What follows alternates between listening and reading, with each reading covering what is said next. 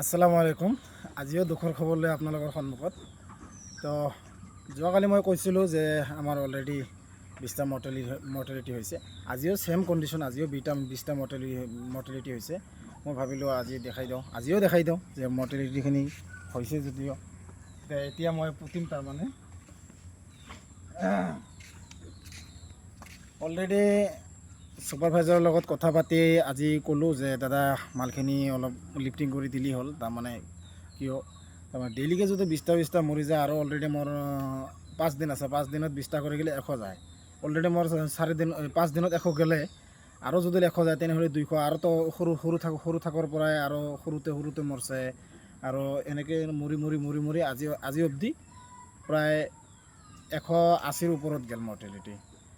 সেইকাৰণে মই দাদাক কৈ দিছোঁ যে মালখিনি লিফটিং কৰি দিলেই হ'ল। চাওক, মাল সেনেকুৱা ধৰণৰ মৰ্টেলিটি হৈছে, মানে ৰাতিপুৱাই শুই উঠি যেতিয়া ভিতৰত সোমাওঁ, যে কেতিয়াবা বস্তা লৈ যাওঁ, এটা এটাকৈ বস্তাত ভৰাই কান্ধত কৰি লৈ আহি বাহিৰত এনেকৈ ৰাখি দিছোঁ ৰাতিপুৱাই। আৰু দুপৰীয়া যেতিয়া পানী চাফা কৰিছোঁ, পানী চাফা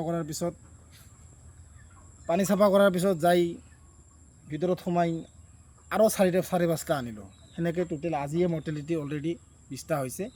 আৰু এতিয়াও বেলাভাতি হৈ গ'ল, কিন্তু এতিয়াও সোমোৱা নাই আৰু মৰ্টেলিটি আছে নেকি। কিন্তু আজি মুখত হাঁহি নোহোৱা হৈছে। কাৰণ কিয়, মানে ইমান কষ্ট কৰাৰ পিছত যেতিয়া পইচা নাপাম অলপ বেয়া লাগে। কাৰণ 40 দিন ইমান কষ্ট কৰাৰ পিছতো যদি পইচা নাপাওঁ, কিন্তু বেয়া লাগিলেও কথা নাই। আগতেও কৈছোঁ যে সময়ত হিচাপ সকলোৰে হ'ব। ঠিক তেনেধৰণে আমি যিহেতু এটা বেষ্টত লছ খাইছোঁ, নেক্সট বেষ্টত আহি যাব। তাৰে আশাত অলৰেডি মালখিনি কালি লিফটিং হ'ব, তাৰে আশাবাদী।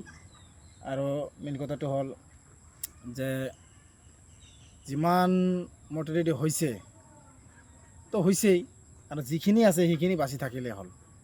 এইখিনি বাচি থাকিলেই যিখিনি পইচা আহিব, কিবা এটাতো আহিবই, একেবাৰে নাহা নহয়।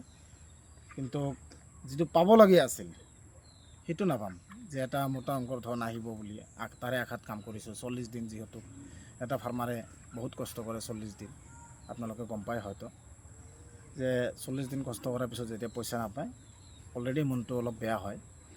বেয়া হ'লেও কথা নাই, কাৰণ বছৰত এটা ছিজন অলৰেডি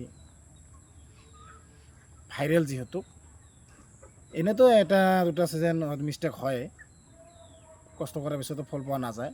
ঠিক সেনেকুৱা ধৰণে আজি আমাৰ যিটো প্ৰব্লেম হৈছে, মই আগৰ ভিডিঅ'টো কৈছোঁ RD, CCRD, ইকলাই আৰু বহুতো প্ৰব্লেম, চাউণ্ড, মানে সকলো লাগিছে। মানে যিমান ভাইৰেল আছে সকলো মোৰ ফাৰ্মতে লাগিছে। তো মই এই ভিডিঅ'ৰ যোগেদি মই এটা মেছেজ দিব বিচাৰিম যে যিসকল ফাৰ্মাৰ আছে বৰ্তমান, তেওঁলোকে ভালকৈ মেইনটেইন কৰিব। কাৰণ ভাইৰেলৰ ছিজন, সকলোৱে ভালদৰে মেনেজমেণ্টটো কৰিব, যাতে কোনো ধৰণৰ মানে প্ৰব্লেম নাহে। পানীখিনি ভালদৰে চাফা কৰিব, পানীটোত যাতে কোনো ধৰণৰ আইৰণ নাথাকে, তাৰ কাৰণে H2O ভালকৈ মেইনটেইন কৰিব। সেইটোৱে মোৰ আহ্বান। আজিৰ ভিডিঅ'টো এইখিনিয়ে।